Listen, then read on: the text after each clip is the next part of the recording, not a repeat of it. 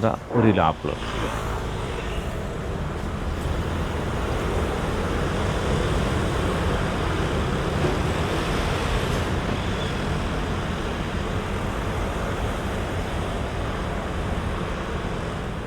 വിനു അല്ലയോ? ആ അതെ. എടാ നിനക്കെന്നെ മനസ്സിലായോ? MSME 10 പഠിച്ച മനുവാടാ. ആ മനു ഇപ്പം എന്ത് ചെയ്യുന്നു? ഞാൻ വെളിയില്ല, കാനഡയില്ല, അവധിക്ക് തന്നെയാ. നീ എന്നാ പോന്നെ?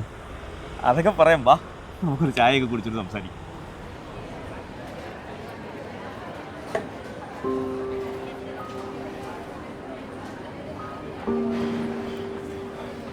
എടാ സോറി. എന്തിന്? ഞാൻ നിന്നെ കണ്ടിട്ടും അറിയാത്ത പോലെ അഭിനയിക്കുമായിരുന്നു. എൻ്റെ പൊന്നു വിനു, നിന്റെ ഈ അപകർഷതാബോധം അതെടുത്തങ്ങ് കള. അത് നിനക്ക് പറഞ്ഞാൽ മനസ്സിലാവില്ലടാ. ഭയങ്കര കഷ്ടപ്പാടാണ്.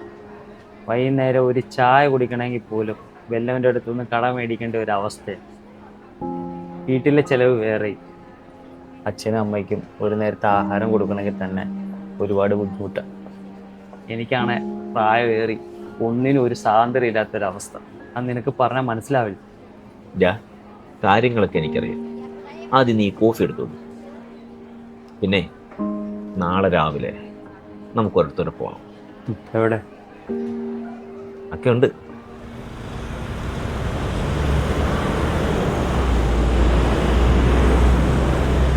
ആ താടിയൊക്കെ ഓടിച്ച് സുന്ദരനായിരുന്നു.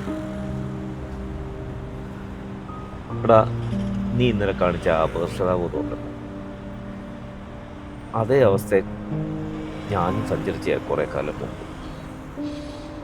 എടാ നിനക്കറിയാവോ, കൂടെ പഠിച്ചവരൊക്കെ നല്ല ജോലി വാങ്ങി വീട് വെച്ച് സെറ്റിലായ സമയത്ത് പ്രത്യേകിച്ചൊരു പണിയില്ലാതെ ഒരുപാട് അലഞ്ഞിട്ടുണ്ട് ഈ നാട്ടിൽ കൂടെ. കുറെ കേട്ടിട്ടുണ്ട് വീട്ടുകാരുടെയും നാട്ടുകാരുടെയും കുറ്റപ്പെടുത്തല്. കയ്യിലാണെങ്കിൽ 10ന്റെ പൈസ എടുക്കാൻ, പൈസ വേണമെങ്കിൽ ആരോടെങ്കിലും ചോദിക്കണം. അവരുടെ മുമ്പിൽ അടിമയെ പോലെ നിൽക്കേണ്ട ഒരു അവസ്ഥയുണ്ട്. ഒന്നിനൊരു സ്വാതന്ത്ര്യം ഇല്ലായിരുന്നടാ.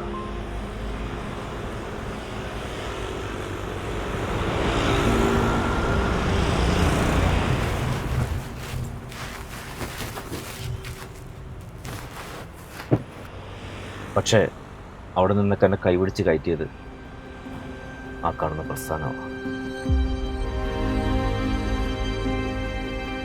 ഇവിടുന്ന് IELTS പഠിച്ചായിരുന്നു എൻ്റെ ലൈഫിലെ ടേണിംഗ് പോയിന്റ്. ഇന്ന് ഞാൻ അനുഭവിക്കുന്ന ഈ ഫ്രീഡം ഉണ്ടല്ലോ, ഐ മീൻ ഫിനാൻഷ്യൽ ഫ്രീഡം, അതിൻ്റെ എല്ലാം തുടക്കം ഇവിടുന്നായിരുന്നു. എടാ നിൻ്റെ സമയമോ പ്രായമോ ഒട്ടും കഴിഞ്ഞിട്ടില്ല.